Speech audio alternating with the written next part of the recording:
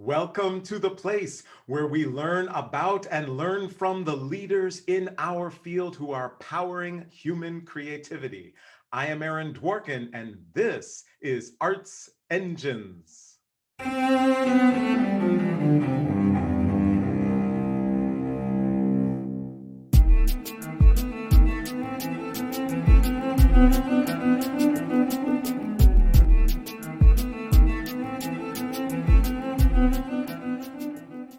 Thanks again for joining me here on Arts Engines. Today's guest is Gabriel Van Aalst, President and CEO of the New Jersey Symphony Orchestra. Gabriel, welcome to the show. Thank you so much for having me. It's great to be here.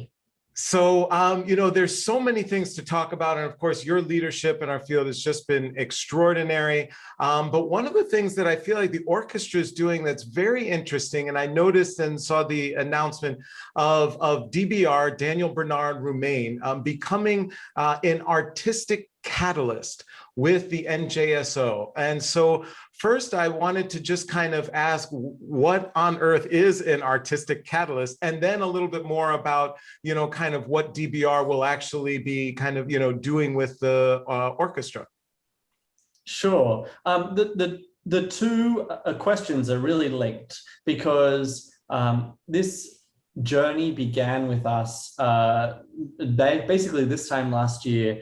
Obviously, we're all in lockdown. We had a vision of coming back, having some sort of socially distanced recorded film concert. We have a series of concert films, and we knew we wanted to start reflecting the times, and we began thinking about who could compose a piece for us in a short amount of time. And of course, the social justice movement of last year began, and we quickly began having conversations with DBR, and he wrote us a piece called "I Am a White Person Who Blanks Black People," which was an incredible way to start our virtual concert season.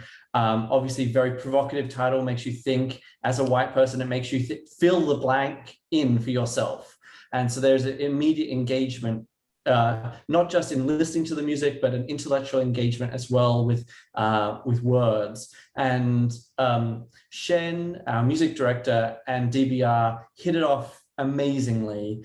And we had known for a while that we wanted to appoint an artist practitioner of color to come help the orchestra, to advise us in some capacity. And based on the conversations and the experience of Shen and DBR, it became apparent immediately that he was the person for us. Great music, great intellect. He is a polymath, triple threat, whatever you want to call it. And we basically co-created this position with him. We knew that it was, as I said, we knew that we wanted to bring in someone who could advise us beyond what Shen does in programming with Patrick, our programmer. And as the relationship unfurled with DBR, it became clear that this is someone who can be much more than just someone who's advising about programming. He's going to be performing with us. He's going to write at least 2 orchestral works for the symphony during his time with us. He's going to program chamber music. He's going to be involved in the youth orchestras program. He's going to be involved with our diversity, equity, inclusion committee. And so once we began to look at the the sum of everything that he was doing, it was much more than a sort of artist in residence. And so again, collectively, we came up with this word catalyst because we envisage the way that he's going to influence the symphony, not just catalyzing the work that we've been doing around diversity and creating a more equitable orchestra, but pivoting us and pushing us into the future and challenging us in the right way, and sometimes ways that are difficult for us to face. But altogether, we felt that catalyst was this brilliant word that sort of summed up both the artistic contribution that he's going to make to us, but also the sort of intellectual and basically social changes that he's going to help steer us towards and advise on. I love so much of that. And I think about even so many of our partners with Arts Engines and viewers who are watching. And I love that it's kind of that, number one, of course, it's this idea of broader than an artist residence, broader than we're just commissioning someone, and that we're really wanting this this person to have a substantive impact on who we are, on how we do things. And I just love that and that kind of evolution, and feel like I'm imagining if we replicated that across the field, how empowering that would be for the field. And then also love, especially the word catalyst, the idea that while DBR might spark a certain chain reaction, or think that the orchestra itself is part of whatever that is. It's not just, okay, this person comes in and they do something, but rather we will do different things because of their involvement. And just really, really love that. And of course, your selection of DBR, I've had the opportunity to know him, went to school with him at Michigan. We played one of his pieces on my grad recital. So I know exactly what you mean in terms of both the artistic quality as well as the social impact that an artist or an artist citizen like DBR brings.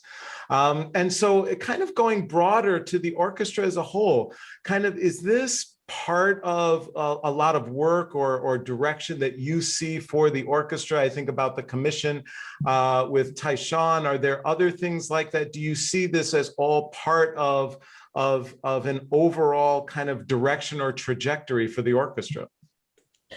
Absolutely. And, we've been on this journey for a moment, not long enough, but also, it's not our first steps. And I just want to shout out to Bob Wagner, who's a musician within the orchestra, who founded the work here at the Symphony. He's a board member of the League of American Orchestras, and he really set us on our journey a number of years ago. So when I arrived 4.5 years ago, we had a DEI task force that quickly became a committee. And that's sort of been steering the work so far. So when DBR joins us, we're a couple of paces into our journey. I'm not going to say we're at the end of our journey. And, over that time, we have had various, successes, various humblings. And, we have a wonderful fellowship program that we founded a couple of years ago called the Colton Fellowship Program, which provides opportunities for young artists of color to come into the orchestra at full salary and full benefits for up to 2 years, which we're very, very proud of. We have been commissioning artists of color for a number of years, and over the last 12 months, we've committed that 50% of all new commissions will be commissioned from composers of difference, whether it's race-based or gender-based or another factor. We have been committed to increasing the diversity of our board, which we've gone from 5% people of color up to almost 20%, with the aspirations to have at least 25%. The same too with the staff. We've been looking to increase there. And of course, the different presenting artists of color on our stages as well. And this has been hugely important for NJSO because, we are Newark based, which is a largely African-American Latinx city. And, it's important for us to reflect the communities that we serve. And, at the center of a lot of what we have been doing is a sort of mindset shift. Quite frankly, for a long time, orchestras, and the New Jersey Symphony is no exception to this, have had a rather sort of colonial attitude with their communities they serve, and saying, here, let us solve your issues with the transformative power of music. And we're trying to sort of flip that into being, the issues that face your community, how can we, with the resources of an orchestra, help you solve those issues or help you on your journey? And that reflexive nature, that sounds like a subtle shift, but it's actually quite a transformational change in mindset for the symphony. And what that has meant is, and I'm going to circle back to Tyshawn in a second, I promise, is a view that we are much more at service to the communities. And so, Tyshawn he's a son of Newark. He grew up with the education programs at NJPAC, which is one of the 6 venues that we perform in all across New Jersey. And we had the opportunity to co-commission him with the Detroit Symphony, and we were meant to have the world premiere. Unfortunately, COVID got in the way, and Detroit had the world premiere of a new violin concerto for Jenny Coe. And, it was a no-brainer to us because we want to help elevate amazing voices, particularly those who come from the communities. Again, and it's a virtuous circle.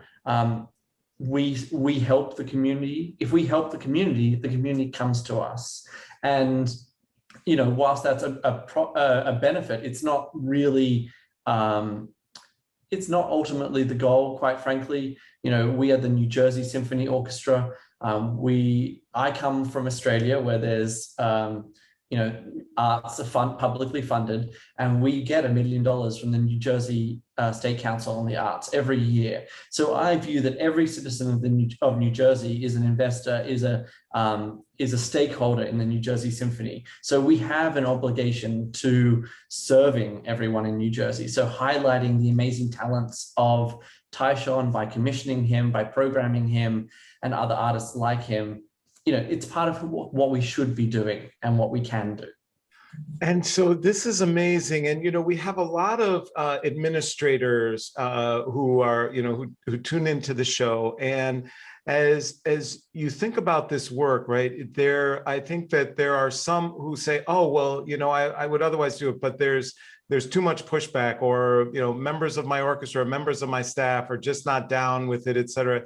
Have you either found that there were some of these obstacles, and or just from a purely managerial hat for all of this extraordinary work that you're doing, is there, you know, one or two kind of kernels of advice that you would share with other administrators who would like to follow in your footsteps, who maybe want to have an artistic catalyst like DVR, or want to do this type of commissioning like Tyshawn? Change is hard.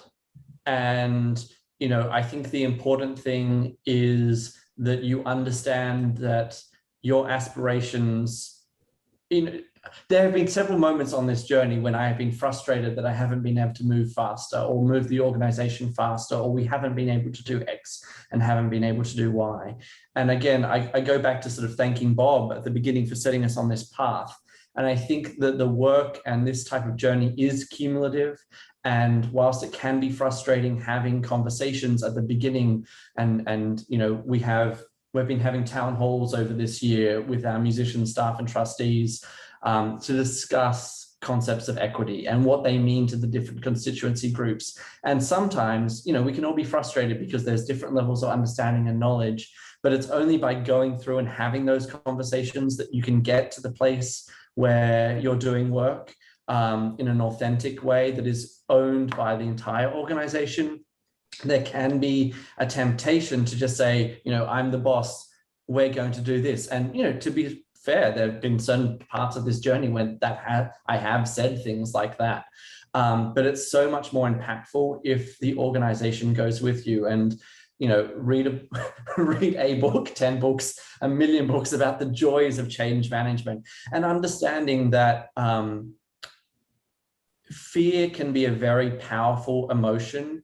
And just because, you know, this is complicated work, but it's also easy work. And I was in a conversation with Aaron Flagg the other day, who may or may not have come on this program. And he was talking about the fact that, you know, if you say something that is racist, it doesn't make you a racist, it makes what you said a racist.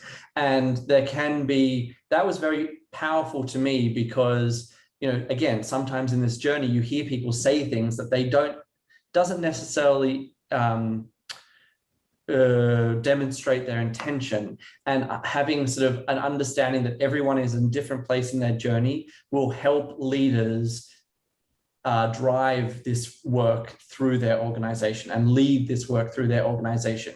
Because sometimes you hear that and it becomes disheartening, and it can say, well, I can't do this here because of the, you know, whoever it is in your constituency group that is questioning or doubting. But, you know, stay strong and talk and take a step. A journey begins with a single step.